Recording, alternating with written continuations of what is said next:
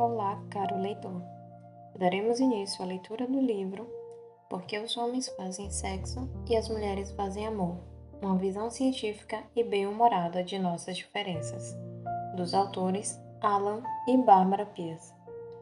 Antes de darmos continuidade, por favor, deixe seu like e segue o nosso canal. Capítulo 9. Homens, Mulheres e Sexo. Stella e Norman se conheceram em uma festa na casa de um amigo comum.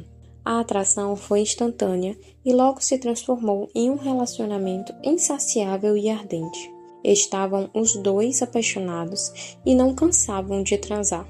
Especializaram-se em sexo doméstico, na sala, no quarto, na cozinha, no banheiro, na escada, na garagem. Para Norman, era tão bom que ele teve a certeza de que Stella era única. Para ela, também era bom. E Stella se convenceu de que aquilo era amor. Iam viver juntos para sempre. 2 anos depois, a vida sexual deles ainda era insaciável e ardente. Ele era insaciável e ela ficava ardendo, de raiva. Para Stella, 2 vezes por semana estava bom, mas Norman queria todo dia. Afinal, tinha deixado a vida de solteiro por aquele relacionamento. Era uma troca justa. Quanto mais ele insistia, menos ela queria. Logo, só estavam fazendo sexo no quarto. Começaram a discutir por bobagens. Os beijos e carinhos foram diminuindo e, de repente, cada um só via os defeitos do outro. Passaram até a ir deitar em horários diferentes, até que, uma noite, um deles foi sozinho a uma festa na casa de um amigo comum e conheceu alguém. A atração foi imediata, e daí para um relacionamento ardente e insaciável foi um pulo. Estavam apaixonados e não conseguiam ficar longe um do outro. Onde fica o sexo no cérebro? O centro do sexo, como já vimos, fica no hipotálamo, que é a parte do cérebro que também controla as emoções, as batidas do coração e a pressão sanguínea. Tem mais ou menos o tamanho de uma cereja e pesa cerca de 4,5 gramas. É maior nos homens que nas mulheres, nos homossexuais e nos transexuais. É nessa área que os hormônios, principalmente a testosterona, estimulam o desejo por sexo. Se levarmos em conta que o homem tem de 10 a 20 vezes mais testosterona que a mulher e um hipotálamo maior, vamos entender por que é capaz de fazer sexo praticamente a qualquer hora e em qualquer lugar. Acrescenta-se a isso o tradicional incentivo para que, entre aspas, aproveitem a vida. E a desaprovação da sociedade às mulheres ditas, entre aspas, promíscuas. E vai ficar claro porque o sexo tem sido ponto de atrito entre homem e mulher, porque os homens não conseguem resistir. É importante repetir mais uma vez que estamos sempre falando do que ocorre com a maioria sem desconhecer as exceções, que são em número variável. A entusiástica e impulsiva disposição do homem para o sexo tem uma finalidade clara: assegurar a continuidade da espécie humana. Para isso, como a maioria dos mamíferos, ele teve de evoluir com certas características. Primeiro, com o impulso sexual bem direcionado e concentrado. Assim, poderia fazer sexo praticamente em qualquer situação, mesmo sob a ameaça de possíveis inimigos e sempre que houvesse oportunidade. O homem precisava ser capaz de ter o máximo possível de orgasmos no mais curto espaço de tempo, antes que fosse atacado por predadores ou inimigos. Precisava também espalhar ao máximo seu sêmen. O Instituto Ginseng nos Estados Unidos, líder mundial em pesquisa da sexualidade humana, concluiu que, sem as regras sociais, praticamente todos os homens seriam promíscuos, como foram em 80% das sociedades pela maior parte da nossa história. Com o surgimento da monogamia, esse impulso biológico masculino passou a causar constantes problemas e é ainda hoje motivo de desentendimento entre os casais, porque as mulheres são mais fiéis. Na mulher, o hipotálamo é muito menor que no homem. Além disso, ela tem pouca quantidade de testosterona. É por isso que as mulheres, em geral, têm menos impulso sexual e são menos agressivas. E por que a natureza não fez da mulher uma ninfomaníaca insaciável para garantir a continuação da espécie? Por causa do longo período necessário para conceber e criar um filho até que fique autossuficiente.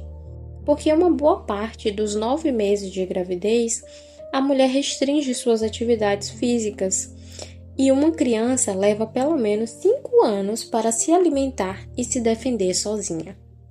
Por essa razão, antes de ter um filho com um homem, a mulher analisa cuidadosamente sua capacidade de providenciar comida e abrigo e de afastar os inimigos.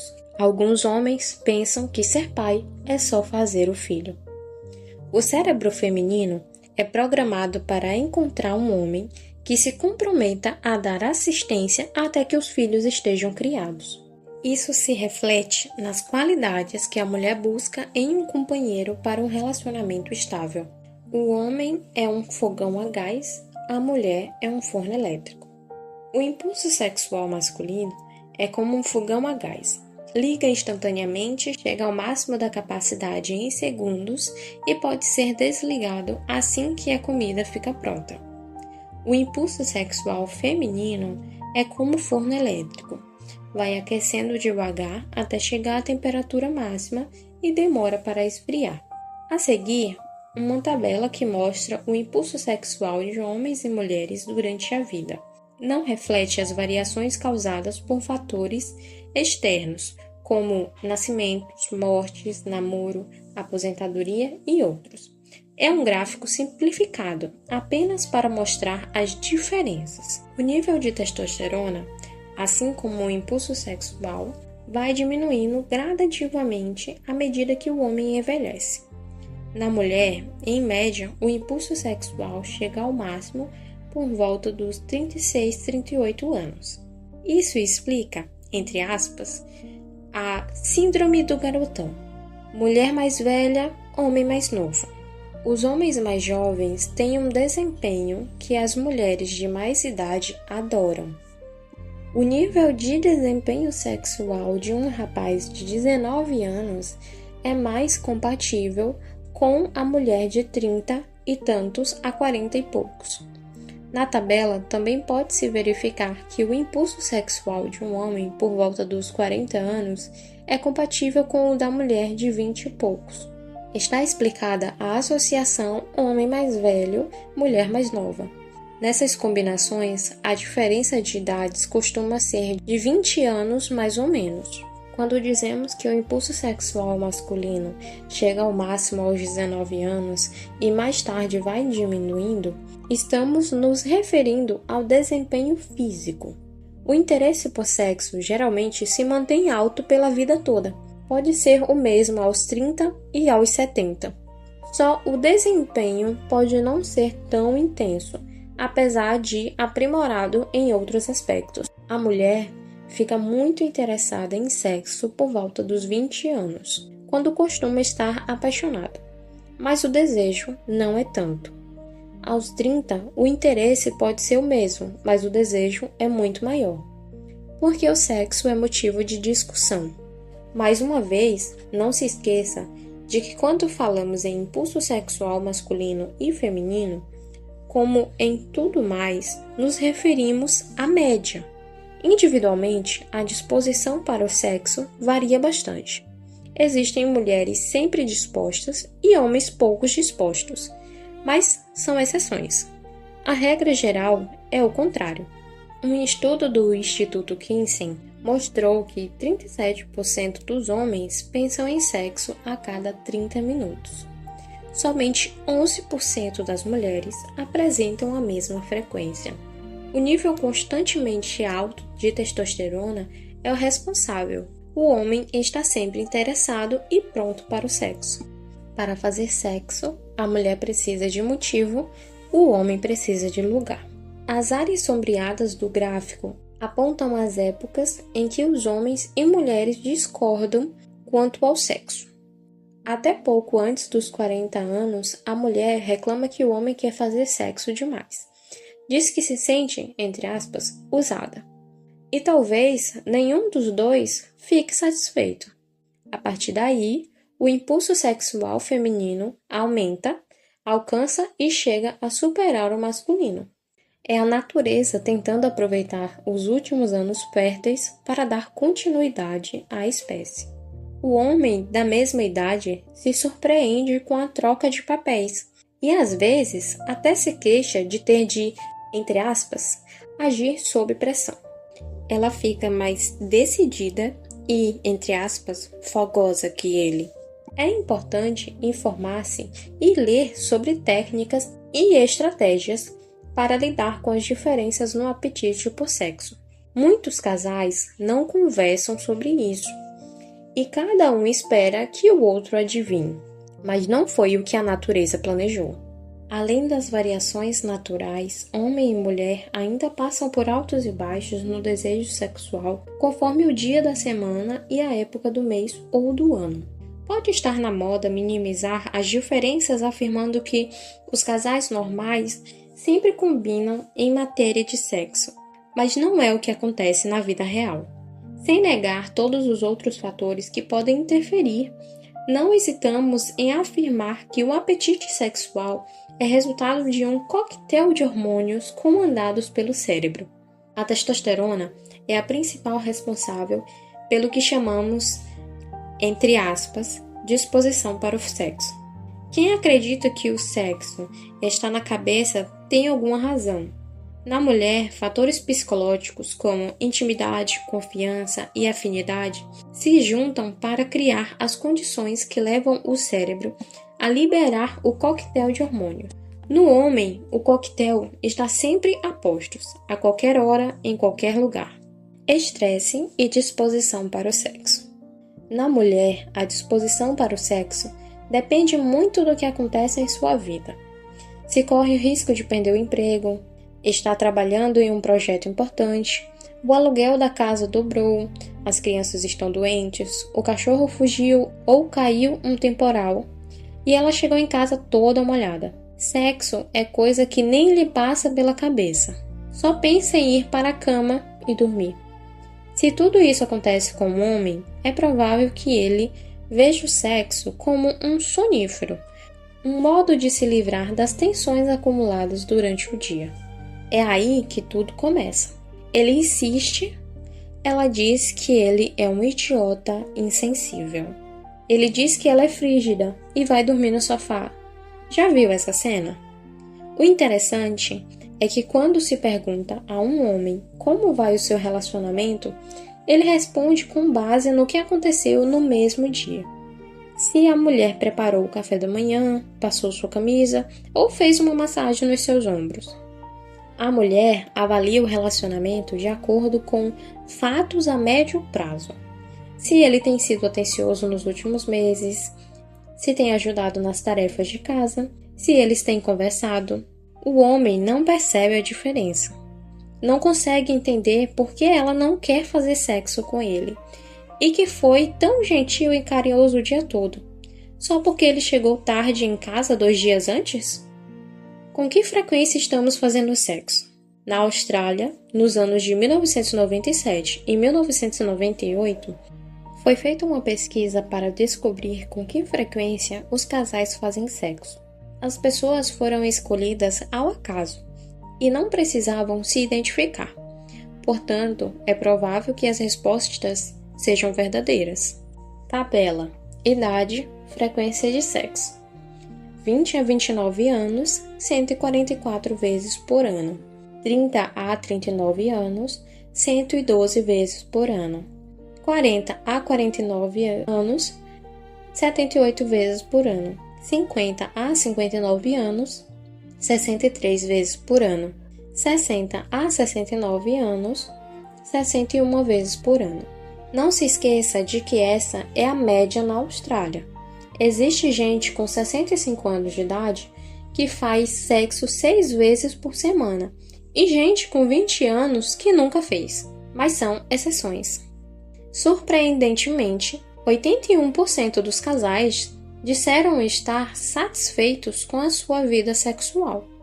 Mas este assunto é muito propício a mistificações. Sendo verdade, deve ter havido muita negociação para acomodar as diferenças. Nos países ocidentais, a porcentagem de casais que dizem ter uma vida sexual satisfatória gira em torno de 60%. Resta saber o que entendem por, entre aspas, satisfatório. Sexo no cérebro.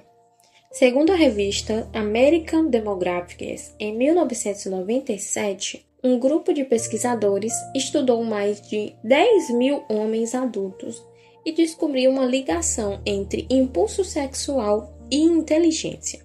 De acordo com os resultados, quanto mais culto o indivíduo, menos sexo ele faz, ou tem vontade de fazer. Intelectuais com pós-graduação faziam sexo 52 vezes por ano, enquanto os que tinham apenas graduação universitária chegavam a 61 vezes e os que tinham abandonado os estudos antes da formatura 59 vezes. Os que tinham empregos de 8 horas por dia, 40 horas por semana, faziam sexo 48 vezes por ano, contra 82 dos que trabalhavam mais de 60 horas por semana.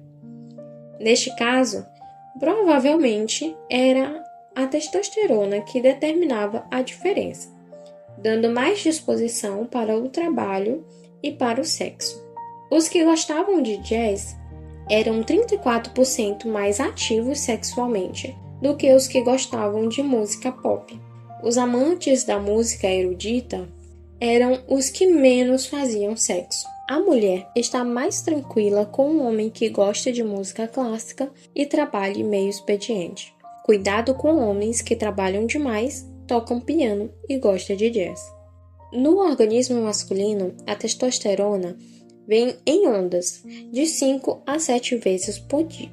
De manhã cedo, o nível é mais alto, o dobro de qualquer outra hora, exatamente antes de sair para caçar. Em média, o nível de testosterona é 30% mais baixo quando anoitece e ele fica olhando para o fogo. Uma vez, depois que demos uma palestra, um homem nos contou, entre aspas, minha mulher me acordou às 6 da manhã, cutucando as minhas costas com a ponta de um cabo de vassoura. Quando eu perguntei o que era aquilo, ela disse, e não é assim que você sempre me acorda? Sexo faz bem à saúde. Está mais do que evidente que sexo é bom para a saúde. Quem tem 3 relações sexuais por semana queima em um ano a mesma quantidade de calorias que consome em 130 km de corrida. Sexo aumenta o nível de testosterona, que fortifica ossos e músculos e produz colesterol benéfico. O pesquisador Dr. Beverly Whipple afirma, entre aspas, as endorfinas, analgésico natural produzido pelo corpo, são liberadas durante a atividade sexual e aliviam dores de cabeça, torcicolo e artrite. Pouco antes do orgasmo, é liberado o hormônio desidroepiandrosterona, que melhora a inteligência e o sistema imunológico, fortifica os ossos e inibe o crescimento de tumores. Na mulher, além do estrogênio, é liberada em altas doses durante o ato sexual a ocitocina, hormônio que desperta o desejo de ser tocada. O Dr. Harold Bloomfield demonstrou que o estrogênio está associado à qualidade dos ossos e ao bom funcionamento do sistema cardiovascular. Todos esses hormônios protegem o coração e aumentam a expectativa de vida. Portanto, mais sexo quer dizer menos estresse e vida mais longa. A lista de benefícios de uma boa vida sexual vai longe. Monogamia e poligamia. Poligamia é quando um homem ou uma mulher tem 2 ou mais parceiros ao mesmo tempo. Você já deve ter concluído que a espécie humana não é monogâmica por natureza. Com certeza, antes da difusão da ideologia judaico-cristã, mais de 80% das sociedades eram poligâmicas, principalmente para garantir a sobrevivência. Na monogamia, o macho acompanha sempre a mesma fêmea, o que é natural em muitas espécies, como raposas, gansos e águias. Nesse caso, o casal tem tamanho e aspecto físico semelhantes e a responsabilidade pela cria é compartilhada meio a meio. Nas espécies em que há poligamia, o macho é geralmente maior, mais colorido e agressivo, e pouco se envolve com a cria. Entre os animais poligâmicos, o macho amadurece sexualmente muito depois da fêmea, evitando competição entre os mais velhos e os mais novos e inexperientes, que certamente venceriam.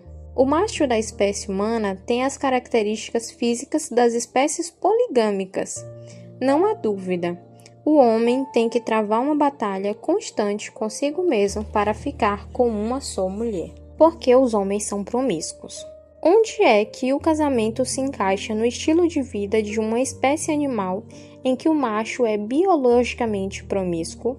A promiscuidade está instalada no cérebro masculino. É uma herança da evolução. Através da história, os homens morreram em guerras e mais guerras. Assim, fazia sentido tentar, de qualquer jeito, aumentar a população.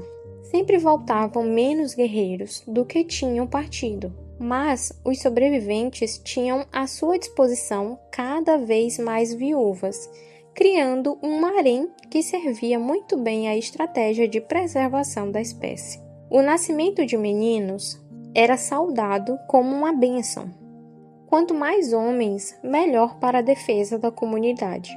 O nascimento de meninas era uma decepção. A tribo já tinha mulheres demais. E assim foi por centenas de milhares de anos. Como se não bastasse, o homem moderno ainda conta com um grande hipotálamo e altos níveis de testosterona para cumprir seu tradicional papel de reprodutor. Na realidade, o homem, como a maioria dos primatas e muitos mamíferos, não é biologicamente inclinado à monogamia. A indústria do sexo é uma prova dessa situação. Quase todas as imagens pornográficas na internet, a prostituição e os vídeos eróticos são dirigidos ao público masculino, levando a uma conclusão. A maior parte dos homens consegue viver uma relação monogâmica, mas sua estrutura cerebral existe uma estimulação mental poligâmica. Mas é preciso ficar claro que, ao mencionar a inclinação do homem para a poligamia, estamos falando de tendências biológicas. Não estamos incentivando a promiscuidade nem fornecendo uma desculpa para a infidelidade. O mundo de hoje é completamente diferente daquele do passado e a biologia não raro contraria nossas necessidades e expectativas. O fato de uma coisa ser instintiva ou natural não quer dizer que seja boa.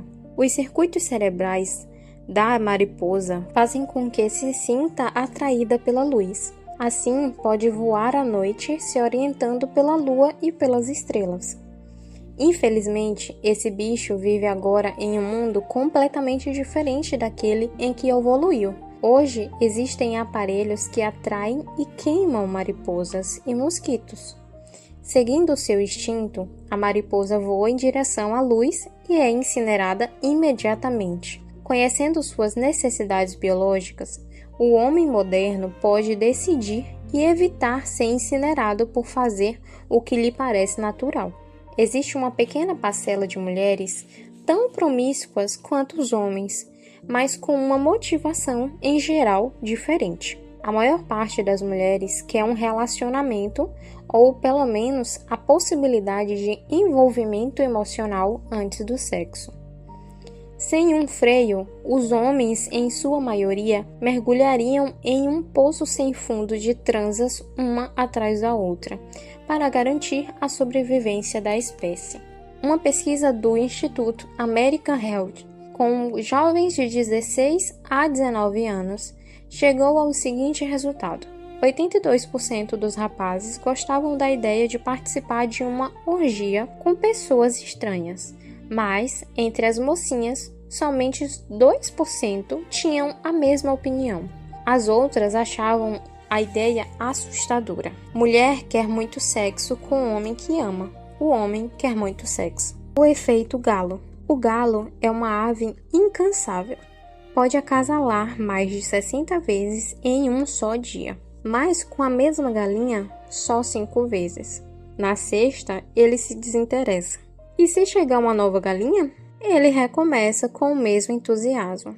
É o chamado efeito galo. O touro perde o interesse depois de copular 7 vezes com a mesma vaca. Só recupera a disposição se lhe trouxerem outra, e mais outra. E com a 10ª, o desempenho é tão bom quanto com a primeira. O carneiro não cruza com a mesma ovelha mais de 5 vezes, mas, se forem chegando outras, ele continua com a mesma vontade. E não adianta tentar disfarçar uma antiga parceira com um perfume, nem esconder a cabeça com um saco. Ele não se deixa enganar. Esse é o modo que a natureza tende a assegurar que o sêmen seja espalhado ao máximo, conseguindo um número maior de fecundações e garantindo a preservação da espécie.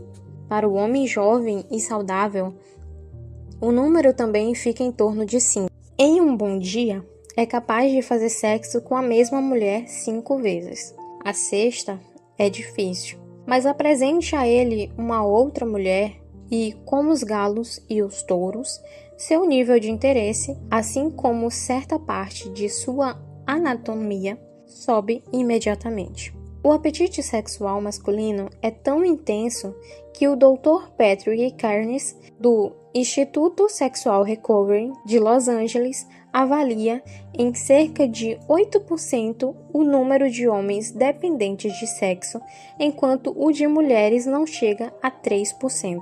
Porque o homem gosta que a mulher se vista como prostituta, mas não em público. O cérebro masculino precisa de variedade. Como a maioria dos mamíferos, o homem é programado para acasalar com o máximo possível de fêmeas. É por isso que, mesmo em um relacionamento monogâmico, o homem adora novidades, como roupa íntima sexy. Ao contrário de outros mamíferos, ele engana a si mesmo e finge que tem um harém ao ver sua mulher vestida com diferentes roupas sensuais. A maioria das mulheres conhece o efeito que calcinhas e sutiãs provocantes exerce sobre o homem, só não sabe o motivo.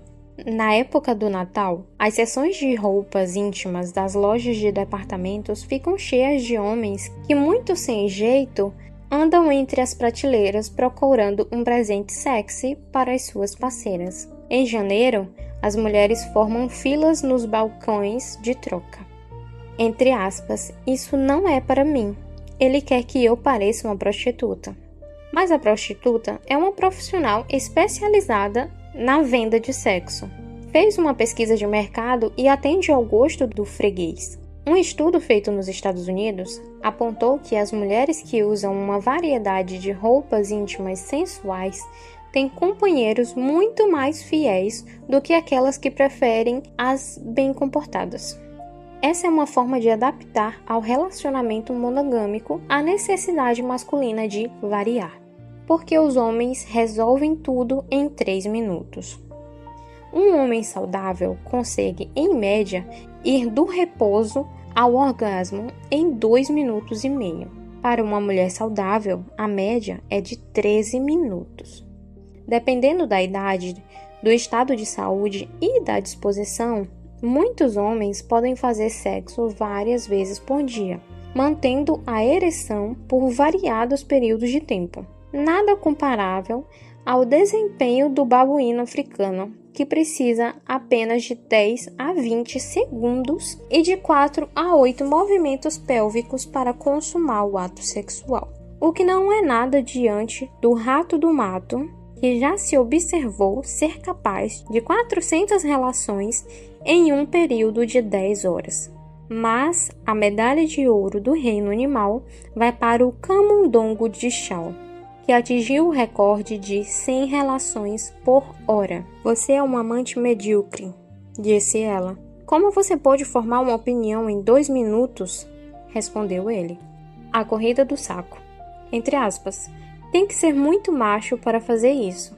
Esta é uma expressão comum que demonstra a relação entre masculinidade, os testículos, e coragem.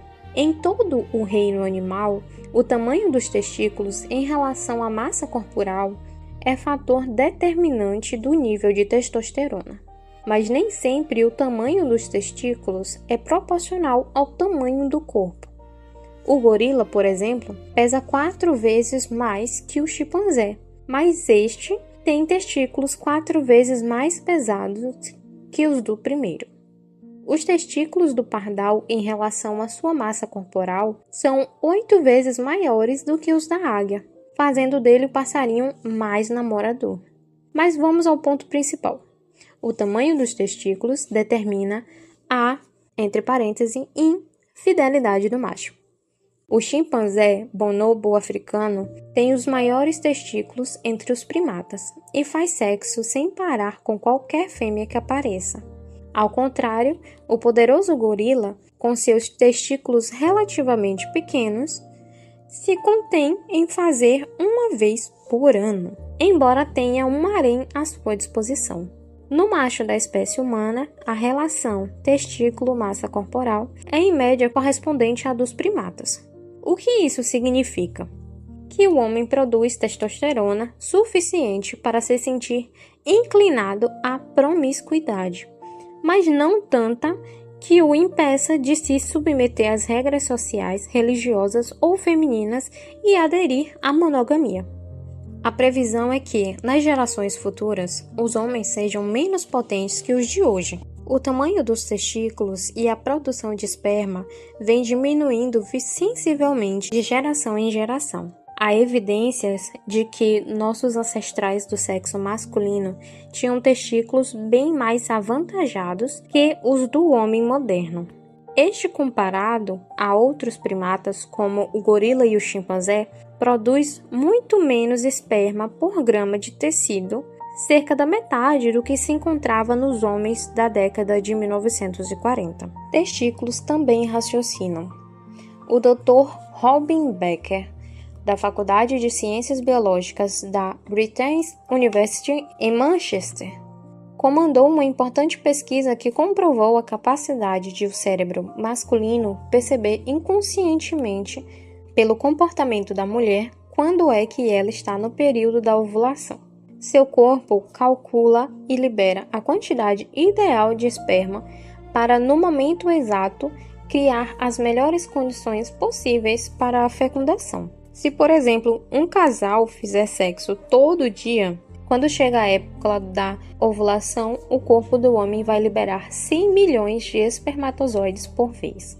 Se não tiverem feito sexo por 3 dias, vão ser 300 milhões. E se tiverem passado 5 dias sem sexo, 500 milhões. Mesmo que nesse período ele tenha tido relações diárias com outras mulheres. Fim do capítulo 9, parte 1. Se você tiver alguma sugestão de livro ou outra coisa, deixe nos comentários. Se a leitura fez sentido para você, compartilhe e se inscreve no canal. E vamos ao próximo capítulo.